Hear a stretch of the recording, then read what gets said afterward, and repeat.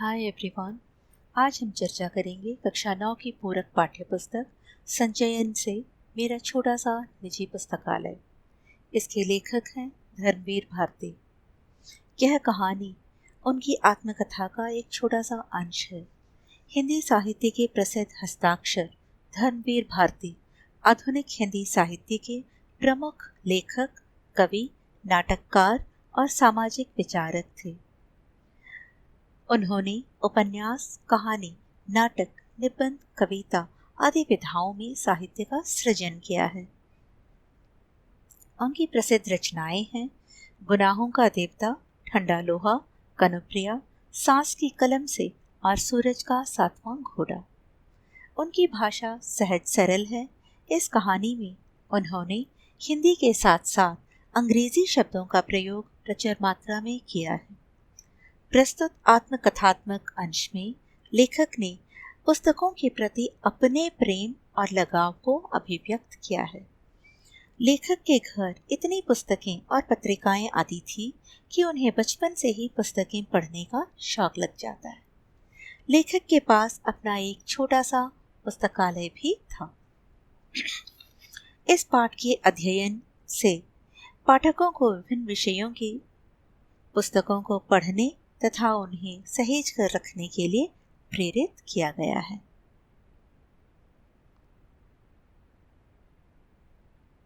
पाठ की शुरुआत कुछ यूं होती है। लेखक का जीवन और मृत्यु के बीच संघर्ष करना। 1989 यानी 1989 की बात है। लेखक जीवन और मृत्यु के बीच संघर्ष कर रहे होते हैं। एक के बाद एक कर 3 हार्ट अटैक के कारण लेखक के बचने की कोई उम्मीद नहीं होती है। फिर भी डॉक्टर बोर्जेस ने बड़ी हिम्मत के साथ 900 वोल्ट्स के शॉक्स देकर उनके हार्ट को रिवाइव किया था। इससे लेखक के प्राण तो बच गए थे, लेकिन 60% हार्ट सदा के लिए नष्ट हो गया था। केवल 40% यानी 40% हार्ट काम कर रहा था। उसमें भी 3 ब्लॉकेज थे। इन ब्लॉकेज को रिमूव करने के लिए ओपन हार्ट सर्जरी करना था, पर डॉक्टर अब यह रिस्क नहीं लेना चाहते थे क्योंकि केवल 40% हार्ट काम कर रहा था। उन्हें ऑपरेशन के बाद हार्ट रिवाइव न होने की आशंका थी। इसलिए कुछ दिनों तक लेखक को बिना हिले डुले अपने घर में विश्राम करने की हिदायत यानी इंस्ट्रक्शन दी गई थी। लेखक को अर्ध मृत्यु की हालत में घर लाया जाता है। उनका चलना, पढ़ना, बोलना सब कुछ मना था, पर लेखक की सिर्फ एक जिद थी कि उन्हें विश्राम के लिए बेडरूम में नहीं बल्कि किताबों वाले कमरे में ही रखा जाए। अतः उन्हें उनकी निजी पुस्तकालय पुस्तकों वाले कमरे में ही लिटा दिया गया। उन किताबों की अलमारियों को देखते देखते उन्हें अपने बचपन से जुड़ी सभी यादें आ जाती हैं। लेखक का बचपन और आर्थिक स्थिति। लेखक के पिता आर्य समाज रानी मंडी के प्रधान थे और उनकी मां ने स्त्री शिक्षा के लिए आदर्श कन्या पाठशाला की स्थापना की थी। पिता की अच्छी खासी सरकारी नौकरी थी, लेकिन लेखक के जन्म के पहले ही गांधी जी के आह्वान पर उन्होंने सरकारी नौकरी छोड़ दी। उन दिनों लेखक के परिवार के लोग बड़े ही आर्थिक संकट में गुजर रहे थे। लेखक के घर का साहित्यिक वातावरण। आर्थिक संकट के बावजूद भी उनके घर में नियमित रूप से पत्र पत्रिकाएं आती थीं। आर्यमित्र, साप्ताहिक, वेदोदम, सरस्वती, गृहिणी और 2 बाल पत्रिकाएं, बाल सखा और चमचम। इसलिए लेखक को बचपन से ही पढ़ने की आदत लग गई थी। लेखक की प्रिय पुस्तक थी स्वामी दयानंद की जीवनी। इसमें स्वामी दयानंद के जीवन की अनेक घटनाओं का वर्णन था। स्वामी दयानंद अदम्य साहस वाले अद्भुत व्यक्ति थे। उनके जीवन की घटनाएं लेखक को काफी प्रभावित करती थी। लेखक की प्रारंभिक शिक्षा। लेखक को शुरू से घर में ही पढ़ाया गया था। उन्हें उनके माता पिता को लगता था कि स्कूल से बच्चे में कोई बुरे संस्कार न आ जाए। उन्हें तीसरी कक्षा में ही स्कूल में भर्ती करवाया गया। तीसरी कक्षा और चौथी कक्षा में लेखक बड़े अच्छे अंक से उत्तीर्ण होते हैं। पांचवी कक्षा में भी वे फर्स्ट आ जाते हैं। अब हम चलते हैं निजी पुस्तकालय की शुरुआत की ओर। पांचवी कक्षा में फर्स्ट भी आ जाते हैं, साथ ही साथ अंग्रेजी में सबसे अधिक नंबर ले आते हैं, जिसके कारण उन्हें इनाम मिलता है। इनाम में उन्हें 2 पुस्तकें मिलती हैं। एक पुस्तक जिसमें 2 छोटे बच्चे घोंसलों की खोज में बागों में भटकते हैं। इस किताब के कारण लेखक को पक्षियों की जातियां, बोलियां तथा उनके आदतों के विषय में जानकारी मिली। दूसरी किताब थी ट्रस्टी द रग, जिसमें पानी के जहाज़ों की कथाएं थी। कौन कौन सा माल लाद कर लाते हैं, कहाँ ले जाते हैं और नाविकों की जिंदगी कैसे होती है, आदि आदि। इन किताबों ने लेखक के लिए एक नई दुनिया का दरवाज़ा खोल दिया था।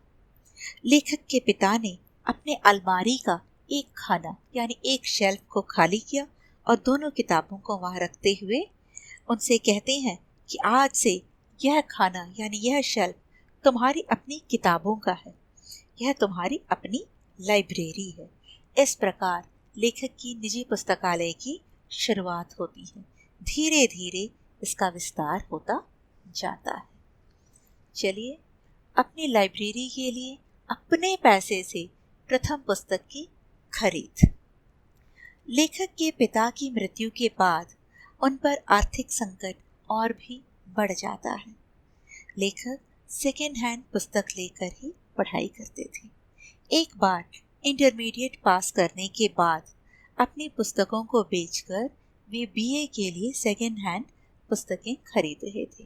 पुस्तक खरीदने के बाद उनके हाथ 2 रुपए बच जाते हैं। पास की थिएटर में देवदास फिल्म चल रही थी। बहुत भीड़ थी। लेखक का भी मन था कि वे भी जाकर फिल्म देख लें, लेकिन उनकी माता फिल्म की विरोधी थी।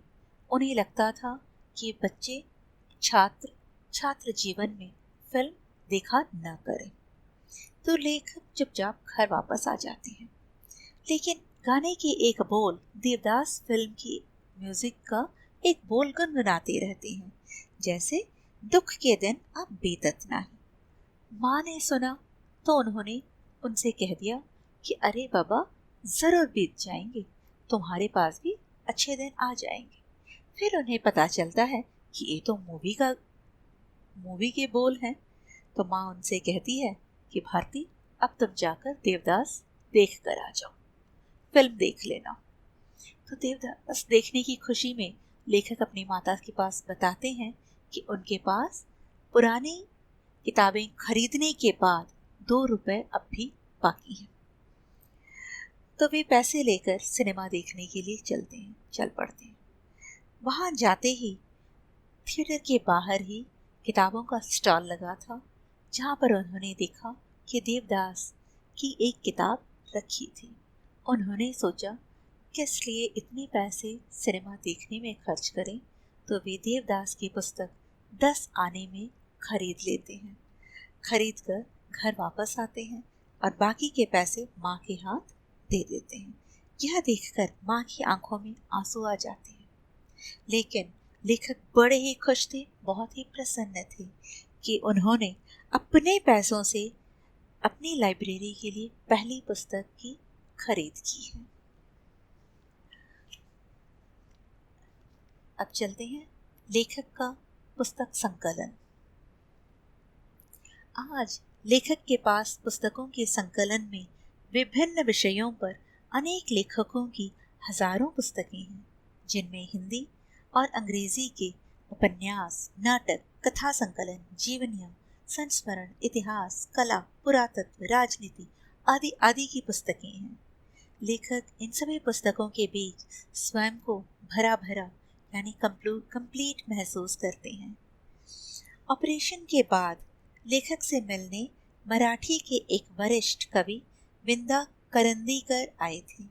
उन्होंने कहा, भारती, ये सैकड़ों महापुरुष जो पुस्तक के रूप में तुम्हारे चारों ओर विराजमान हैं, इन्हीं के आशीर्वाद से तुम बचे हो। इन्होंने ही तुम्हें पुनर्जीवन दिया है। लेखक को भी ऐसा महसूस होता है, ऐसा एहसास होता है, जैसे उनके चारों ओर जितने महापुरुष हैं उन्हीं के आशीर्वाद से जैसे वे बचे हों, और वे मन ही मन सभी को प्रणाम करते हैं। कहानी का अंत यहीं पर हो जाता है। पुस्तकों में ज्ञान का अथाह सागर छिपा रहता है। पुस्तक हमारे सच्चे मित्र हैं, जिनके रहते जीवन को एक सही दिशा मिलती है। इनका साथ हमारे जीवन में कई परिवर्तन ला सकता है। अतः पाठकों से अनुरोध है कि आप अपने जीवन में पाठ्य पुस्तक के साथ साथ अच्छी पुस्तकों को पढ़ें, ज्ञान अर्जन करें तथा उन्हें सहेज कर रखें। धन्यवाद।